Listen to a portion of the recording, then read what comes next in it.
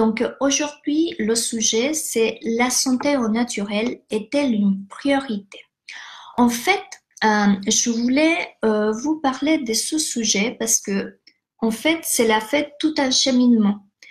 Ça commençait par des échanges, des conversations où je me rendais compte en fait que la santé n'était pas une priorité et que les personnes, ils voyaient ça comme quelque chose de secondaire, c'est-à-dire que ça pouvait attendre, que voilà, qu'on peut prendre soin de soi quand on aura le temps, quand ça sera le bon moment.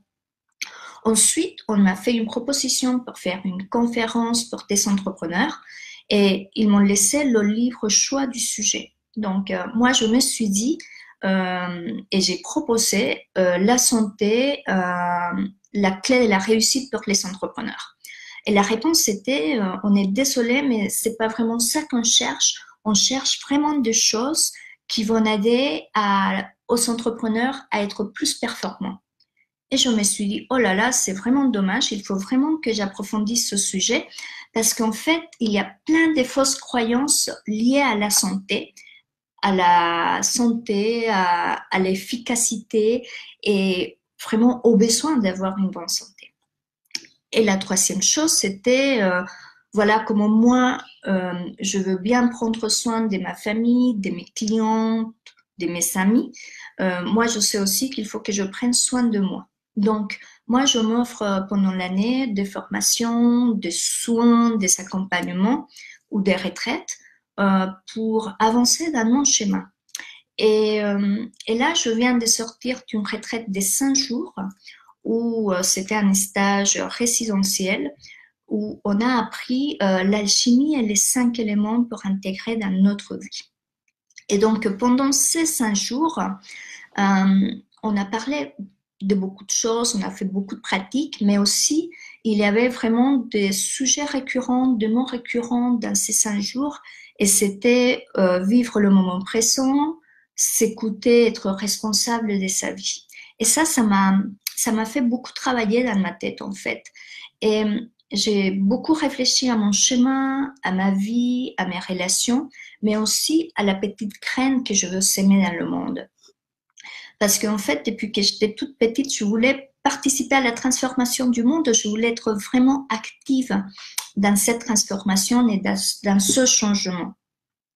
Et donc, suite au cancer, j'ai décidé que ma façon d'égrainer, de s'aimer ma petite graine, c'était à travers la prévention au naturel pour une santé optimale tout en respectant l'environnement. Donc, c'était vraiment voilà, mon cheval de bataille pour la transformation dans le monde. Et derrière ce mot prévention, en fait, je mets 4 mots-clés. Donc, le premier, c'est le réapprentissage, parce que je pense qu'il est important d'apprendre à prendre soin de soi. Le deuxième mot, c'est l'écoute de soi, parce que c'est quelque chose qu'on a oublié énormément et qu'on ne sait plus où on est, on ne se reconnaît plus. Donc, l'écoute de soi, elle est vraiment importante. La troisième, c'est la bienveillance. Et la quatrième, c'est l'autonomie. En fait, c'est 4 mots piliers que j'utilise dans mon accompagnement et c'est quelque part mon moteur. Donc, je sais qu'il y a quelqu'un, faites-moi un petit coucou ou un like. Donc, quand on prend ces 4 mots-clés, quand on parle des préventions de la santé au naturel, ce mélange donc comme résultat la prise en main de sa santé pour rayonner dans toutes ces facettes des femmes. Et je dis femmes parce que en fait, c'est avec les personnes que je travaille, ce sont des femmes. Donc, dans tout ce cheminement, si on va à la définition du mot santé, donc moi j'ai cherché sur Wikipédia, c'est le bon état physiologique d'un être vivant. Après, j'ai trouvé une autre définition très intéressante de l'Organisation mondiale de la santé qui dit, en fait, elle a ajouté une couche super. Elle dit la santé est un état de bien-être physique, moral et social. Et moi, avec mon regard tridimensionnel, je me dis que ça va vraiment au-delà. Une santé optimale, c'est être dans un bon état physique, physiologique, un bel état d'esprit, parce qu'aujourd'hui, on sait que nos émotions ont une influence sur notre état d'esprit, que notre système énergétique, il a une influence aussi sur notre état d'esprit. Et autre chose, c'est savoir reconnaître et agir en bienveillance vis-à-vis des émotions, vis-à-vis du stress, bien évidemment, tout en respectant notre environnement. Et quand je parle d'environnement, bonjour Marie-Christine, merci d'être là. Quand je parle d'environnement, ça veut dire l'écologie, ça veut dire préserver notre planète Terre, ça veut dire être en respect avec nous-mêmes et avec notre planète.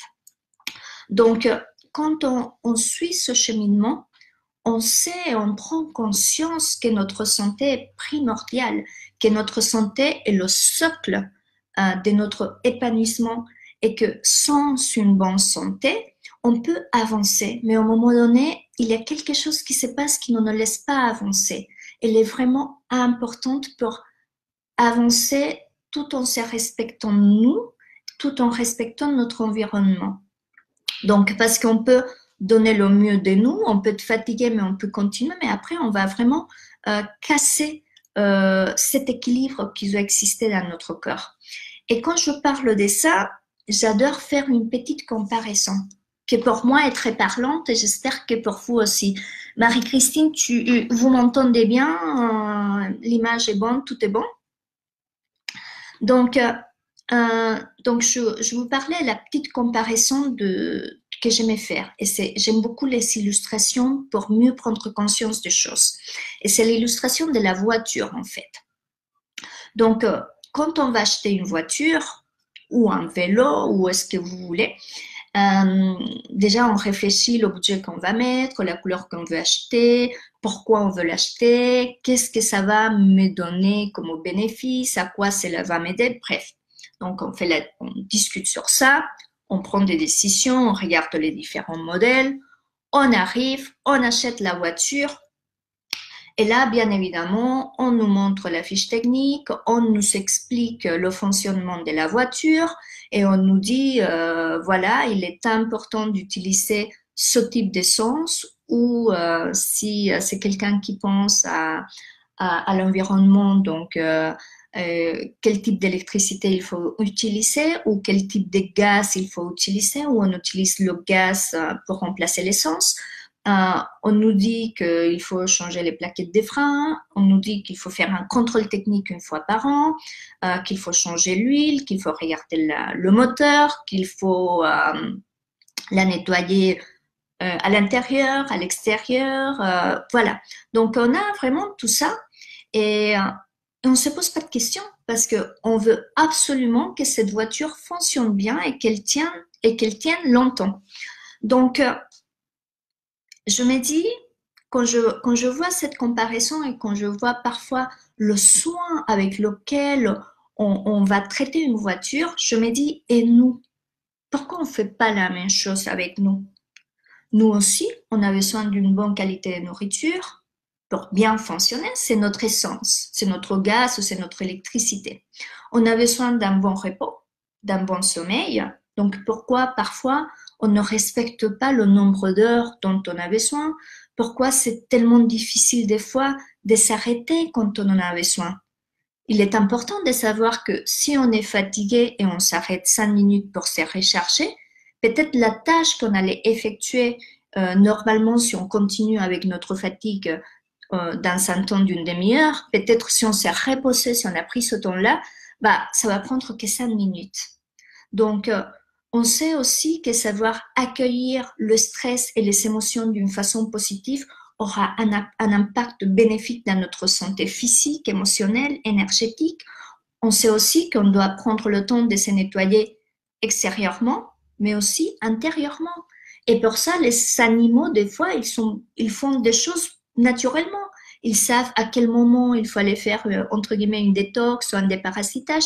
Ils suivent et ils écoutent leur nature, en fait.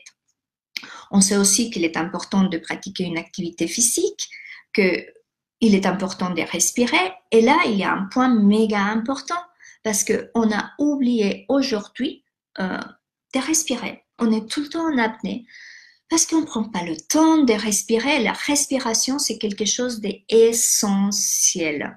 Et voilà, on sait aussi qu'il est important ou primordial ou accessoire, mais on sait que ça va nous donner des bénéfices, de pratiquer de la méditation, des relaxations ou ou des techniques de gestion de stress. Donc, est-ce que vous, celles qui sont là, vous êtes conscient de ça? Je sais qu'il y a quelques personnes qui regardent. Donc, moi, je sais que quand j'en discute avec les gens, parfois, on n'est pas conscient de ça. Et je pense qu'il est important de se rendre compte, de prendre conscience, de prendre le temps de s'écouter, de prendre le temps de prendre soin de soi.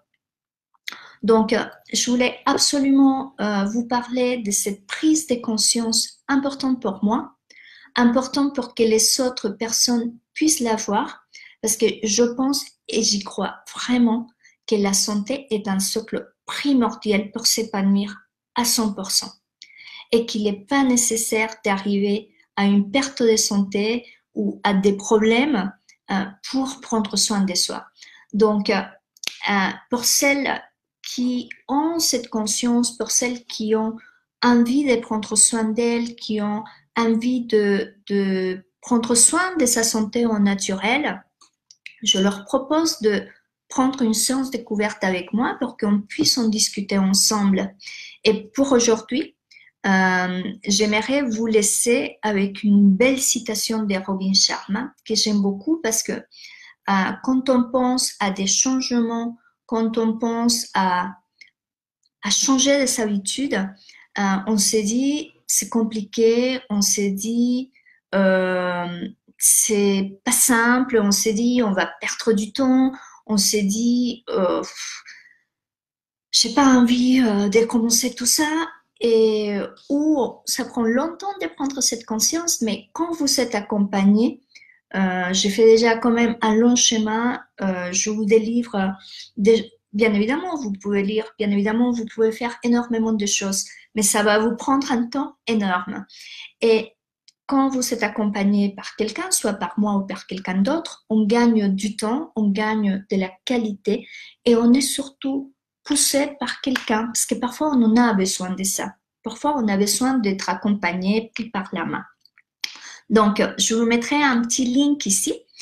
Et la citation, donc, pour finir, c'est Robin Sharma, il dit « Tout changement est difficile au début, compliqué au milieu et magnifique à la fin. » Je pense que ça décrit complètement ça.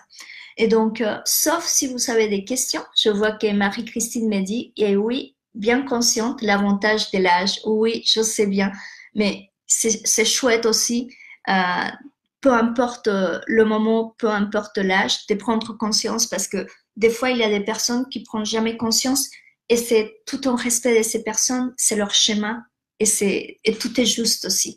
Donc, sauf si vous avez des questions, ce Facebook Live arrive à la fin.